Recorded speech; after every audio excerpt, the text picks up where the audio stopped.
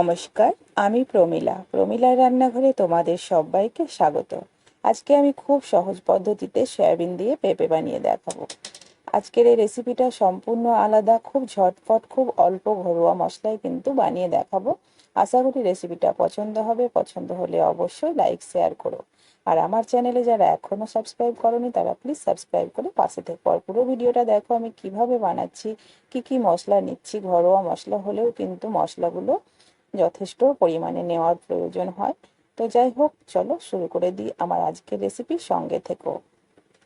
প্রথমেই কিন্তু গ্যাসের মধ্যে কড়াই বসিয়ে দিয়েছি, আর কড়াইয়ের মধ্যে কিছুটা জলও গরম করতে বসিয়ে দিয়েছি।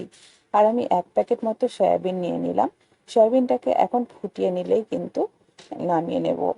খুব বেশি সয়াবিন সেদ্ধ করব না। ফুটে উঠেছে জলটা, এবার গ্যাস অফ করে সয়াবিনটা ছেঁকে উঠিয়ে নিচ্ছি। সয়াবিন ছেঁকে নেওয়ার পরে ঠান্ডা জলে ধুয়ে খুব ভালো করে জলটা চিপে ফেলে দেব। এবার ওই জলটা ফেলে দিচ্ছি। আবারও কিন্তু কড়াই বসিয়ে আরো কিছুটা জল আমি দিয়ে দিলাম। এবার আমি ডুমো ডুমো করে পেঁপে ছিলে কেটে ধুয়ে রেখেছি, পেঁপেটাকেও কিন্তু হালকা ভাপ দিয়ে নেব। ডাইরেক্ট পেঁপে কিন্তু তেলে দিয়ে রান্না করবে না, অনেক সময় পেঁপে সেদ্ধ হতে চায় না। তো পেঁপেটাকেও ঢাকা দিয়ে হালকা ভাপিয়ে নেব। ভাপানো হতে হতে মশলাটা দেখে নাও। কিছুটা আদা ছিলে নিয়েছি, কিছুটা রসুন আর 2 চামচ মতো গোটা জিরে, এগুলো আমি মিক্সিতে পেস্ট করে নেব। এদিকে পেঁপেটাও কিন্তু ভাপানো হয়ে গেছে। পেঁপেটাও এখন জল ঝরিয়ে উঠিয়ে নেব। তো তোমরা সয়াবিনটা বুঝতেই পারলে খুব সেদ্ধ করে কিন্তু নেবে না, নইলে ভেঙে যাবে। জাস্ট জলটা ফুটে উঠলেই সয়াবিনটাকে নামিয়ে নেবে, এতেই কিন্তু সয়াবিন তাড়াতাড়ি নরম হয়ে যাবে। পেঁপেটাও নামিয়ে নিয়েছি। এবার গ্যাসের মধ্যে কড়াই বসিয়ে দিয়ে দিলাম সর্ষের তেল। তেলটাকে খুব ভালো করে গরম করে নিচ্ছি। এখন সয়াবিনটাকে ভেজে নেব। সয়াবিন কিন্তু কড়াই দেওয়া মাত্র ধরে যায়, তো সাবধানে একটু নাড়াচাড়া করে ভেজে নেবে। অসুবিধা হবে না, একটু লাল করে ভেজে নেবে। সয়াবিনের কাঁচা গন্ধ থাকে, সেই গন্ধটা কিন্তু চলে যায়। সয়াবিনের মধ্যে হালকা একটা কালার কিন্তু চলে এসেছে। এখন সয়াবিনটা নামিয়ে নেব, এর থেকে বেশি ভাজার আর দরকার নেই। সয়াবিনটাকে এখন আমি নামিয়ে নিচ্ছি, আর ওই কড়াইয়ের মধ্যে আবারও দিয়ে দেব সর্ষের তেল। রান্নাটা পুরোপুরি সর্ষের তেল দিয়েই করবে, খেতে ভীষণ ভালো লাগবে। তেলটা গরম করে নিয়ে এখন পেঁপেটাকেও ভেজে নেব। পেঁপেটাকে কিন্তু হালকা ভাপিয়ে নিয়েছি, খুব বেশি গলাইনি, যেহেতু এখন ভেজেও কিছুটা সেদ্ধ হবে, আবার পরে আবার রান্না হবে, এতে দুর্দান্ত সেদ্ধ হবে। তো পেঁপেটাও ভাজা হয়ে গেছে, এখন তেল ঝরিয়ে উঠিয়ে নেব। এখন পেঁপেটাকে উঠিয়ে নিচ্ছি। একইভাবে কিন্তু ডুমো ডুমো করে আলুও কেটে রেখেছি আমি একটা, আলুটাকেও ভেজে নিচ্ছি। তো সমস্ত সবজি ভাজা হয়ে গেল, এবার বাকি কাজটা করে নেব। সঙ্গে থেকো। এই অসাধারণ রেসিপিটা তোমরা কিন্তু অবশ্যই বাড়িতে বানাবে, ভীষণই ভালো লাগে। আলুটাও কিন্তু এখন নাড়াচাড়া করে ভেজে নিতে হবে, ঠিক এভাবে। এর থেকে বেশি ভাজলাম না, উঠিয়ে নিচ্ছি। হালকা একটা কালার আসা অবধি ভেজে নেবে, এতে করে কালার আর স্বাদও বাড়বে। দিয়ে দিলাম তেল। তেল গরম করে নিয়ে গোটা গরম মশলা ফোড়নে দিয়ে দিলাম, একটা শুকনো লঙ্কা, একটা তেজপাতা দিয়ে দিচ্ছি, আর 1/2 চামচ দিয়ে দিচ্ছি গোটা জিরে। ফোড়নটাকে কয়েক সেকেন্ড নাড়াচাড়া করে খুব সুন্দর মিষ্টি মিষ্টি একটা গন্ধ বেরোনো অবধি ভেজে নিচ্ছি।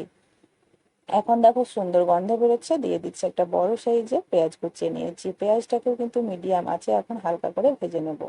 খুব বেশি পুড়িয়ে ভাজলে পেঁয়াজ কিন্তু রান্নার কালারটা একটু বদলে যায়, তাই পেঁয়াজটাও হালকা করে ভেজে নিচ্ছি। দেখো পেঁয়াজটা ভাজা হয়ে গেছে। এখন আমি পেঁয়াজের মধ্যে দিয়ে দেবো একটা বড় সাইজের টমেটো। টমেটোটা দিয়ে দিলাম। এবার গ্রেভির আন্দাজ করে কিন্তু একেবারে লবণটাও আমি দিয়ে দিচ্ছি টমেটোর ওপরে, আর কালারের জন্য হলুদ দিয়ে দিচ্ছি। লবণ হলুদ দিয়ে টমেটোটাকে কয়েক সেকেন্ড ভাজা ভাজা করে নিচ্ছি, এতে করে টমেটোর কাঁচা গন্ধটাও চলে যাবে। হালকা একটা টমেটোর গায়ে কালার চলে আসবে। তো টমেটোটাও কিন্তু হালকা কালার চলে এসেছে। এবার যে মশলাটা আমি বেটে নিয়েছিলাম সেই মশলাটা এখন দিয়ে দিচ্ছি। মশলাটা দিয়ে অল্প একটু জলও দিয়ে দিচ্ছি, যাতে করে মশলাটা ধরে না যায়। এখন কিন্তু 1 থেকে 2 মিনিট আমি মশলাটাকে কষিয়ে নেব। এখন এর মধ্যে কিছু গুঁড়ো মশলা অ্যাড করব। আমি এখানে ধনে যেহেতু বাটিনি, তাই ধনের গুঁড়ো দিয়ে দিলাম 1 চামচ।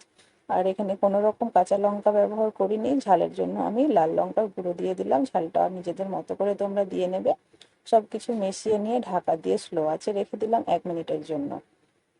ঠিক 1 মিনিট পরে ঢাকাটা খুলে নিচ্ছি, আর ওপরে একদমই তেল ভেসে গেছে, দেখতেই পাচ্ছ। একটু নাড়াচাড়া করে নিয়ে ভেজে রাখা পেঁপে আর আলু দিয়ে দিলাম। আলু পেঁপে দিয়ে খুব সুন্দর করে মশলার সাথে আবারও মিশিয়ে নিচ্ছি। আবারও ঢাকা দিয়ে 1 মিনিট মতো স্লো আঁচে রাখবো, এতে করে খুব সুন্দর কষানো হবে। যত ভালো করে কষানো হবে তত কিন্তু রান্নার স্বাদ আর কালারটাও আসবে। তো দেখো খুব সুন্দর করে কষানো হয়ে গেছে, তেল একদমই সেপারেট হয়ে গেছে। একটু নাড়াচাড়া করে নিয়ে এখন ভেজে রাখা সয়াবিনটাও আমি এর মধ্যে দিয়ে দিচ্ছি। সয়াবিন দিয়ে সুন্দর করে আবার পেঁপে আর আলুর সঙ্গে মিশিয়ে নিচ্ছি। আর খুব বেশিক্ষণ কিন্তু কষাবো না, যথেষ্টভাবে কষিয়ে নিয়েছি।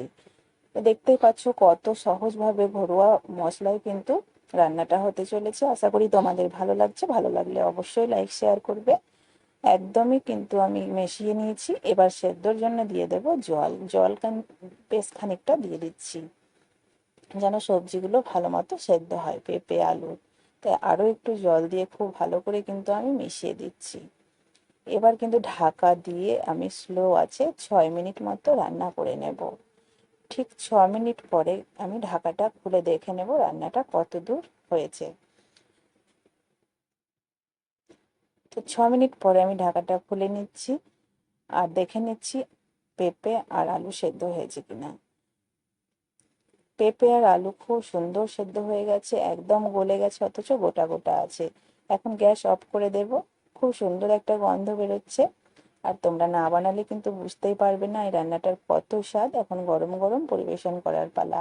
আশা করি ভালো লাগলো, ভালো লাগলে অবশ্যই লাইক শেয়ার করো। আর আমার চ্যানেলে নতুন হয়ে থাকলে প্লিজ চ্যানেলটাকে সাবস্ক্রাইব করে দিও। এভাবে বানিয়েছো কিনা সয়াবিন দিয়ে পেঁপে অবশ্যই আমাকে জানাবে। দুর্দান্ত লাগে বন্ধুরা, যারা পেঁপে খায় না বা যারা সয়াবিন খায় না তারাও কিন্তু খেয়ে নেবে, একটা আলাদাই স্বাদ আনে। তো এভাবেই বানাবে, একটু ঝোল ঝোল করে আমি রেখেছি, এতে ভাত দিয়ে খেতে ভীষণই ভালো লাগে। তোমরা শুকনো করতে চাইলে আরো একটু শুকনো করে নেবে। দেখতেই পাচ্ছ কতটা সুন্দর কালার। যত থাকবে ঠান্ডা হবে তত এর কালার আসবে।